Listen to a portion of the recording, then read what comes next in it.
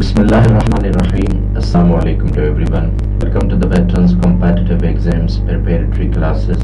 Session is specially designed for Inspector and Inland Revenue. आज की हमारी जो वीडियो टॉपिक है वो है सेल्स टैक्स एक्ट चैप्टर 10 का पार्ट 2। ये फाइनल लेक्चर है। पहले हम sales income tax ordinance complete कर चुके हैं। ये सेल्स टैक्स एक्ट की अपलोड की गई लास्ट टेस्ट की है, तो उम्मीद करता हूँ आपने पिछले लेक्चर से फ़ायदा उठाया होगा। तो अगर मेरी कोशिश पसंद आई हो तो लाइक, कमेंट एंड सब्सक्राइब करें। जितना हो सके दोस्तों के साथ शेयर करें ताकि ज़्यादा से ज़्यादा दोस्तों को इसका फ़ायदा हासिल हो सके। अगर आपको PDF फाइल चाहिए तो आप मुझे डिस्क्रिप्शन में दिए हुए नंबर पर टेक्स्ट कर सकते हैं। इंशाल्लाह आपको PDF फाइल भी मिल जाएगी। तो अपने टेस्ट की तरफ चलते हैं। पहला क्वेश्चन है कि कौन सी अथॉरिटी ड्रॉबैक ऑफ टैक्स से मना कर सकती है, यानी जो टैक्स ले ली गई है उनको वापस करने से कौन मना कर सकता है। तो वो फेडरल गवर्नमेंट है जिसे ये अथॉरिटी है कि वो मना कर सकती है। सॉरी।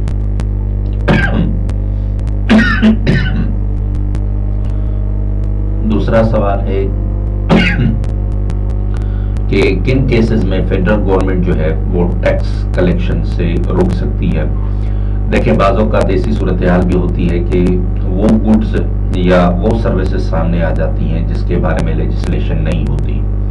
तो अगर किसी एरिया में लेजिस्लेशन नहीं हुई या उसका ध्यान नहीं गया FBR का और वो टैक्सेबल एक्टिविटी चल रही है और फिर बाद में इल्म हुआ FBR को कि ये एक्टिविटी टैक्सेबल है, तो अब उसके लिए सूरत हाल ये है कि जो टैक्स चार्ज नहीं की गई थी अब उस पीरियड के लिए टैक्स चार्ज नहीं की जाएगी।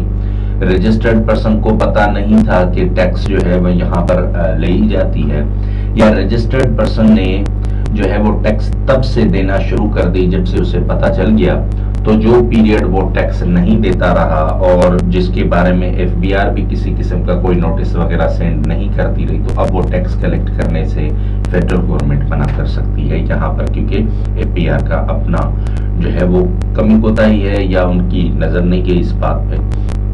थर्ड क्वेश्चन है कि जो टैक्स रिफंड है वो कितने अरसे तक क्लेम कर लिया जाना चाहिए, उसका पीरियड क्या है, वो है 1 ईयर। उसके बाद क्वेश्चन है कि रिफंड क्लेम जो अप्लाई किया जाएगा सेक्शन 66 के तहत वो कितने अरसे में उसको खत्म कर दिया जाना चाहिए, यानी उसको दे दिया जाना चाहिए जितना भी उसका रिफंड या क्लेम है, तो वो 90 डेज के अंदर यानी 3 मंथ्स के अंदर। अगर रिफंड में लेट हो जाती है तो जो रिफंड डिपॉजिट होगी वो इक्वल टू काइबोर वैल्यू की होगी, यानी आपको पता है कि काइबोर जो कराची इंटरबैंक ऑफर्ड रेट है वो क्वार्टरली अनाउंस होता है। तो जिस भी क्वार्टरली बेसिस पे वो अनाउंस होगा और उसकी जितनी परसेंटेज ज्यादा होगी तो रिफंड क्लेम भी उसी हिसाब से दिया जाएगा, यानी उसका जो ड्यू है वो भी दिया जाएगा। जो काइबोर रेट इंक्रीज हुआ है वो परसेंटेज भी उसे दे दी जाएगी, एडिशनल अमाउंट। उसके बाद sales tax bond, sales tax refund bonds कौन इशू करता है, ये FBR की एक ऐसे कह लें कि आप डॉटर डिपार्टमेंट है। FBR रिफंड सेटलमेंट कंपनी है, ये रजिस्टर्ड है securities and exchange commission of Pakistan से। तो जिसको भी रिफंड करना होता है तो उसको जो है वो बॉन्ड्स भी इशू कर दिए जाते हैं। तो कैश पेमेंट भी तो हो सकती है, लेकिन अगर वो ऑफर देते हैं कि आप अगर रिफंड बॉन्ड्स लेना चाहते हैं तो वो भी आपको प्रोवाइड किए जा सकते हैं। उसके बाद सिक्योरिटीज एक्ट का ईयर कौन सा है, वो 2017 है सिक्योरिटीज एक्ट। उसके बाद जो इशू करेगी FBR रिफंड सेटलमेंट कंपनी, अगर रिफंड क्लेम के लिए जो बॉन्ड्स है वो इशू करेगी तो FBR उसे किस तरह डायरेक्ट करेगी, FBR उसे प्रोमिसरी नोट देगी, यानी वादा देगी कि हाँ हम इसकी आपको पेमेंट कर देंगे, तो उसे प्रोमिसरी नोट कहा जाता है। ये भी क्रेडिट एक्सचेंज इंस्ट्रूमेंट में से एक इंस्ट्रूमेंट है कि जिसके तहत वादा किया जाता है कि इस टाइम पे आपको इतनी पेमेंट हम पे कर देंगे। उसके बाद क्वेश्चन 9 है कि मेच्योरिटी क्या होगी बॉन्ड की, मेच्योरिटी होगी 3 इयर्स, 3 साल के बाद फिर ये रिटर्न किया जाएगा और उस पर अपनी अमाउंट वो जितने का भी बॉन्ड होगा तो FBR पाबंद है कि वो अमाउंट उसे उस पर्सन को जो होल्डर है बॉन्ड का उसे दे दी जाए। उसके बाद जो बॉन्ड है उसका फायदा क्या है, जो रिफंड क्लेम करने वाला है वो बॉन्ड क्यों ले, वो कैश पेमेंट क्यों ना ले, क्योंकि बॉन्ड जब लेगा तो उसे ईयरली बेसिस पर 10% पर एनम उसको प्रॉफिट दिया जाएगा उसका रिफंड क्लेम भी वैसा ही रहेगा और वो 10% अर्निंग करेगा, प्रॉफिट अर्निंग करेगा। उसके बाद क्वेश्चन है कि किसके पास अथॉरिटी है कि वो अटेस्टेड कॉपी दे दें duplicates of sales tax document जो अवेलेबल है डिपार्टमेंट के पास, तो वो कम से कम उसकी रैंक असिस्टेंट कमिश्नर होनी चाहिए, यानी BS 17 का गजेटेड ऑफिसर होना चाहिए, जिसको ये इजाज़त है कि वो डिपार्टमेंट के पास जो अवेलेबल डॉक्यूमेंट्स हैं उसकी कॉपी प्रोवाइड करे रजिस्टर्ड पर्सन को। उसके बाद section 72B sales tax act का उसका ताल्लुक कौन सी चीज से है, वो है selection of audit by board. Board को ये मुकम्मल अथॉरिटी है कि वो सिलेक्शन अपने तरीके से कर सकते हैं, रैंडमली किसी की भी कर सकते हैं, कभी भी कर सकते हैं, इस पर कोई भी सवाल नहीं उठाया जा सकता।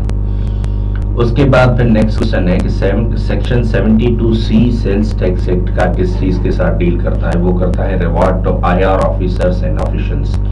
जो भी काम करते हैं इनलैंड रेवेन्यू के लिए, उनके लिए रिवॉर्ड्स के बारे में बात होती है। तो वो किस तरह रिवॉर्ड के लिए क्वालिफाई करेंगे जब टैक्स कलेक्शन रियलाइज कर ली जाएगी, यानी उनकी कोशिशों से टैक्स जो है वो कलेक्ट कर ली जाएगी। दूसरा, कोई भी टैक्स फ्रॉड या टैक्स एविजन उनकी इंफॉर्मेशन की बुनियाद पे जो है वो पकड़ा गया है, उसको अरेस्ट कर लिया गया है, या बोर्ड के पास ऐसी इंफॉर्मेशन पहले अवेलेबल नहीं थी जो न्यू इंफॉर्मेशन किसी IR ऑफिशियल ने दी है, तो फिर उसे रिवॉर्ड दिया जाएगा। उसके बाद है कि कौन सा सेक्शन डील करता है reward for to the whistleblower. Whistleblower उसे कहते हैं कि जो, जैसे मैंने पहले आपको बताया कि IR ऑफिशियल जो है वो किस किस्म की डेटा प्रोवाइड कर रहा है, तो इसी किस्म की अगर और डेटा कोई भी शख्स प्रोवाइड करता है तो उसे सेक्शन 72D के तहत उसे जो है वो अवार्ड दिया जाएगा। क्वेश्चन 16 है कि section 73 STA sales tax act के मुताबिक कोई भी ट्रांजैक्शन जो 50,000 से अबव होती है तो वो किस तरह की जाएगी, वो किसी भी क्रॉस्ड इंस्ट्रूमेंट के साथ की जाएगी, नॉन क्रॉस्ड के साथ नहीं की जाएगी। फिर वो क्रॉस्ड चेक हो, क्रॉस्ड बैंक ड्राफ्ट हो या क्रॉस्ड पे ऑर्डर हो, जो भी हो, एक तो बैंकिंग चैनल से होगी और बैंकिंग चैनल में भी क्रॉस्ड इंस्ट्रूमेंट इस्तेमाल किया जाएगा ताकि सिर्फ उसी बैंक से जो है वो ट्रांजेक्शन हो। इसमें आपकी ऑनलाइन पेमेंट्स भी आ जाती हैं। उसके बाद क्वेश्चन 17 है कि अगर यूटिलिटी बिल 50,000 से एक्सीड कर जाता है तो फिर किस तरह पे होगा, उस पर क्रॉस्ड की रिस्ट्रिक्शन नहीं है। यूटिलिटी बिल्स आपके जितने भी हो आप पे कर सकते हैं क्योंकि उसका आपके पास एक एविडेंस मौजूद है। बाकी उसके लिए इसके अलावा अगर कोई भी 50,000 की आप ट्रांजेक्शन करते हैं तो उसके लिए आपके पास क्रॉस्ड इंस्ट्रूमेंट का होना जरूरी है। आगे बढ़ते हैं कि क्वेश्चन 18 है कि सेल्स टैक्स एक्ट का कौन सा जो सेक्शन है वो कॉन्डोनेशन ऑफ टाइम लिमिट से डील करता है, वो सेक्शन 74 है। जो भी टाइम लिमिट्स दी गई हैं सेक्शन 1 से लेकर सेक्शन 73 तक या पूरे एक्ट के अंदर जो भी टाइम लिमिट्स दी गई हैं उन टाइम लिमिट्स को डिले किया जा सकता है, उनको एक्सटेंड किया जा सकता है। तो वो सेक्शन 74 के तहत जो है वो बोर्ड के पास ये अथॉरिटी है कि वो इन्हें डिले भी कर सकती है और उन्हें जो है वो रिड्यूस भी कर सकती है। उसके बाद क्वेश्चन 19 है कि which of the following section validates the orders passed by the IR authorities before 2018। अब फाइनेंस एक्ट 2018 से पहले जो ऑर्डर्स थे क्या वो वैलिड रहेंगे या नॉट वैलिड होंगे, तो उनको वैलिडिफाई करने के लिए सेक्शन 74A इंक्लूड किया गया है, जो ये कहता है कि 2018 से पहले जो भी IR ऑफिसर्स ने या ऑफिशियल्स ने जो ऑर्डर पास किए हैं वो इंटैक्ट रहेंगे, यानी वो वैलिड रहेंगे, नॉट वैलिड नहीं होंगे। आज का लास्ट क्वेश्चन, बल्कि सेल्स टैक्स एक्ट का लास्ट क्वेश्चन है कि सेक्शन 76 जो है ये लास्ट सेक्शन है सेल्स टैक्स एक्ट का, ये डील्स विद, इसका ताल्लुक इसी से वो है फी एंड सर्विस चार्जेस से। उम्मीद करता हूं कि आपके लिए ये सेल्स टैक्स एक्ट की सीरीज जो है ये फायदेमंद रही होगी। इंशाल्लाह आगे फेडरल एक्साइज ड्यूटी में शुरू करने वाला हूं, उसकी पहली वीडियो अपलोड हो चुकी है, सेकंड वीडियो भी अपलोड हो चुकी है और आप उसकी प्लेलिस्ट को अलग देख सकते हैं।